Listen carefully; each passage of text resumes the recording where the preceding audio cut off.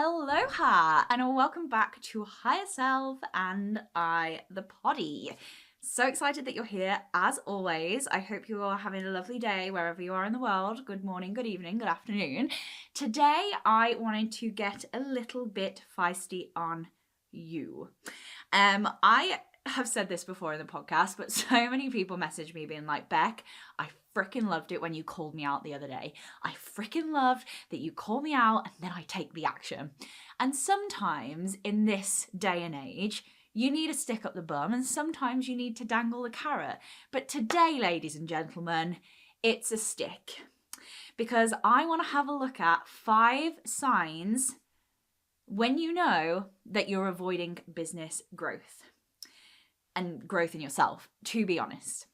Because these are the 5 signs that I see a lot with my ideal clients and sometimes my clients that I have to call them out in when that fear of a bigger business, more growth, the next level is starting to happen.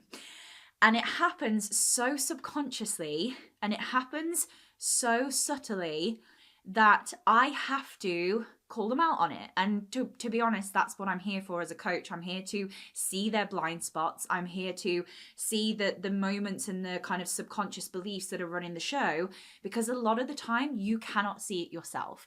That's why I have a coach myself. That's why I do work on my mindset with another coach as well as a business coach. I need to have that because when you're in your own environment all the time, it's hard for you to see it yourself. This happens with my dog Barney all the time. Not from a subconscious level, but Barney is a puppy. He is now 5 months and he has been growing like crazy amounts every single week, as puppies do. And he's a golden retriever, so he's going to be huge. And every time that we see anyone, they always go on about his paws and how big he's going to be. So I know that. Because I'm with him every single day, I don't actually see the growth of him. But my mom and dad, who we pretty much see every weekend, every single Saturday, they're like, oh my God, he's grown so much. Now to me, because I have been with him every single day, doesn't look any different because I'm with him. He's there. Like, he's not going from like one week to another. Whereas for my mom and dad, they're like, oh my God, he's really grown. And this happens when you are inside yourself, with yourself every single day. You don't necessarily see the habits that are happening so subconsciously. And this is from a good and a bad perspective. I say bad, you know what I mean. Because sometimes my clients will be growing and they'll be expanding and they'll be kind of really hitting some incredible goals, but they can't see it because they're with themselves all the time. And I have to go like, hey, look what you've just done. Like, look at how far you've come. And it's really important to do and to kind of show them that. Equally, it's really easy to slip into habits and thoughts and beliefs that are really easy for you to do that you no longer want. So let's have a look at the 5 signs that you are potentially right now in business growth avoidance. Just as an FYI, no shame in this podcast. I don't want you to feel shame from this. I want it to be very neutral, very black and white, and go, okay, I'm potentially doing 1, 2, 3, 4, 5 of those things. What can I do about it to move forwards? I want it to be an eye-opener rather than you sitting hating yourself. It's not what I'm here for. And if you are an aspiring 6-figure, 5-figure, 6-figure, multi-6-figure, 7-figure coach, business owner, having those most insane dreams for yourself, your life, your business, and having everything come to you with flow and ease, we need to have a look at part of the subconscious that might be holding you back and might be falling into avoidance. A lot of the avoidance beliefs that I see within my clients, and I have these myself, is you won't be able to sustain the success. The money will run out. I'm really overwhelmed. I'm so tired. Can I really do this? It's all going to catch up with me. And these thoughts really stop you in your tracks. It's that form, that beautiful art of procrastination. And, I had one of my clients on previously, Jen, and we talked about how the procrastination was really stopping her and creating this avoidance in her business from growing. Look at her now. She is absolutely smashing it. If you want to go back and listen to that podcast interview, please do. It went down so well with so many of you, because I think so many of you saw yourself in Jen with the procrastination. And it stops you in your tracks. And these thoughts stop you so much that they bring avoidance into your life. So here are five things that I see that you can look out of for yourself that will bring you out of avoidance and allow you to step into the multi-5-figure, 6-figure months, whatever that looks like to you, with so much ease. Really living a life of experiences, whether it's regular travel or taking your family on holiday or just leaving your 9-to-5 job, really being able to run a business that actually feels sustainable and safe. So, number one avoidance that I see when it comes to business growth is closing the door to your finances and hoping for the best. Not looking at your bank account and going, it's too scary to look at my bank account, I'm not even going to go there. Ignoring your finances, failing to keep track of expenses, creating that anxiety, uncertainty around money, avoiding the responsibility, stress, all the things. Now, I was definitely in this place. I was definitely avoiding my finances, avoiding the accountant, avoiding my tax, avoiding every notification that I got in hope that it will all vanish. And guess what, guys? It doesn't vanish. So actually, who is the you? What identity do you need to take on to really truly step into the person who feels comfortable with looking at her finances? This is actually a really important part and task that I do with my clients, because you need to make sure that the universe, the thing that's bigger than us, knows that you are going to be able to handle the amount of money that you want to bring in. So if you're currently not even looking at your finances, if you're currently sweeping it under the rug, if you're currently deleting the app off your phone so you don't even know, that's signaling to the universe, well, she can't even look after the money she has right now. So how can we give her more? How can she handle more? And it's part of that step up of really stepping into that next level and stepping away from the avoidance. A lot of clients that come on with me don't have to go and see how much they've got reoccurring. They don't even know. And that's fine. Like I said, there's absolutely no shame in that. But if you were to know how much you took on or you have right now, we can do the work with how to move into the next level. So really having a look at your finances, getting in there, but the avoidance part of that, and what I see is closing the doors for the finances and hoping for the best. So if that's one of the things that you do right now, I want you to just have a moment and go, okay, it's okay. That's what I've done in the past, but now I'm a different person. Set yourself a money date. Get yourself the accountant. Start working out how much percentage you need to be taken out of everything you earn for tax. Start to get savvy with it. Start to learn it. A lot of us are not taught these things, and that doesn't make it mean anything about you. It means that you just go and learn the way that you learn marketing, the way that you learn how to create a product, the way that you learn how to coach. You went and learned those things. And finance is a massive part of business, because if your business is not making money, you're not growing. So actually really getting into the nooks and crannies of that. The second thing that I see people do when you go into business growth avoidance is letting go of the mindset practices help the most. And a lot of the time I see this with people because they know the mindset practices are going to help them. And it's almost like this sick, sedated, if that's the word, thing that we do as humans, where we know something is really going to help us, so we don't fucking do it. We're like, I know this is going to make me feel so good, so I'm not going to do it. Suckers. It happens all the time. Where are you doing that in your life right now? You know that the gym is going to really help you if you went, or you know that drinking more water is probably going to really help your headaches. But lo and behold, we don't do that. I'm actually going to take a sip of water while we're here.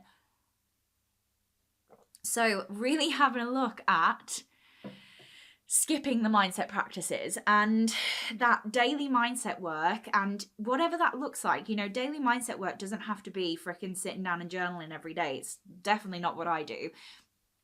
Daily mindset work can literally be listening to the beliefs that are coming up, thanking them, acknowledging them, and changing them. It can look like listening to the hypnosis track. Get into the CEO hypnosis bundle right now. The new track, I've had a track just drop. Get yourself in. I'll link it in the bio. Things that actually you can attach to your day-to-day life. It doesn't have to look like this big mindset practice every single day. I mean, it can if you wanted it to, but actually I find a lot of people who are in avoidance are like, well, no, the mindset work's going to help me, and I actually like being in avoidance. I love feeling shit about my business. The old struggling coach story, the old struggling business coach story, where I used to freaking love struggling. I live for the struggle, guys. And I had to recreate that for myself, because struggling, yes, felt really safe and really comfortable because I'd done it for so long, but that's no longer my reality now. So if you're letting go of the mindset practices, if you don't even know where to start with the mindset practices, come into the space of mine, get yourself on my Instagram. I share a lot of things in the stories. Listen to more of the podcasts. I give so many tips from a mindset perspective. Really having a look at how you can support yourself, because like I say in every single episode, your subconscious runs 95% of the show. So if you're not looking after your mindset, if you're not nurturing your mindset, if you're not nurturing the subconscious to support the growth that you want and have the foundational beliefs into the growth that you want, 95% of the show's running it. So you're not going to be taking the action. The third thing I see when it comes to avoidance in your business is not creating a space to ask for help. This was a pattern that I went through and still fall back into every now and again. When I'm going through a really tough time, whether it's in life, in the business, with my health, whatever that looks like, I retract. I stop asking for help. I stop messaging, whether it's my friends, my coaches. I just stop it. And it was a pattern that I really had to get out of, because in that moment is where you need to really lean on the people around you. And that's why I freaking love Voxer so much, because I get my clients to really lean into Voxer at those times. Because asking for help, it can be challenging, it can be, but it really is essential for your personal and for your business growth. Like I said, you need someone to be able to see and to be disassociated from your life and see that bird's eye view of what's going on. And asking for help is going to help you sort out what's going on inside. So if you are in a space where you think you probably should get help, and whatever that looks like, it might not even be investing, it might be turning on the podcast or reading the book, or whatever help looks like for you, literally just talking it out. Sometimes my clients will literally just Voxer voice note me, and then at the end of the voice note they're like, cool, don't bother answering this, I've sorted it out myself. Just by saying it out loud, it's helped them.